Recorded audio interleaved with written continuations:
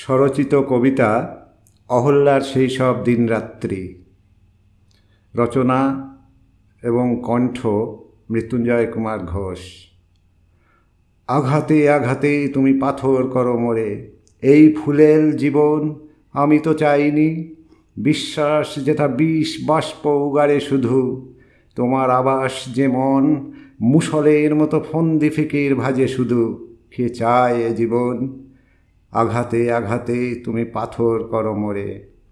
অহল্যা তো বেশ ছিল পাথর হয়ে, কেন তুমি জাগালে তারে? ঘাতকের খাড়াও হানে না কভু প্রস্তরে, হানে শুধু রক্ত মাংসের আধার পরে। সব জেনেও কেন তুমি জাগালে অহল্যারে? চারিদিকে শুধু নীল বাতাসের ধারা, ওই যে দূরে ছায়া ছায়া কায়া, ওরা কারা?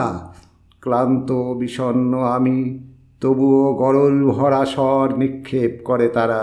কে চায় এ জীবন? আঘাতে আঘাতে তুমি পাথর করো মোরে। অহল্যার মতো প্রস্তরীভূত করো আমারে।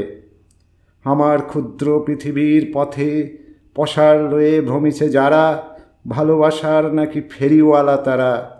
কণ্ঠ ওষ্ঠ ছাড়া বাকি সব কেবলই উদর পোড়া। সে ভালোবাসা প্রাণে নাহি সয়, হে রুদ্র আর নয়। আঘাতে আঘাতে তুমি পাথর করো মোরে। গরলেরে অমৃত ভাবি, অমৃতেরে গরল, ঘুরেছি হাজার বছর ধরে পৃথিবীর পথে। যত প্রেম যত ভালোবাসা ডুবেছে সে হরপ্পা নগরে।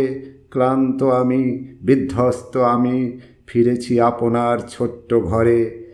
রিক্ত দুটি হাতে নীল গরলের বাষ্প ভরে, সে শুধু পোড়ায় আমারে বিনিদ্র রাত্রি জুড়ে। হে রুদ্র আর নয়, আঘাতে আঘাতে তুমি পাথর করো মোরে।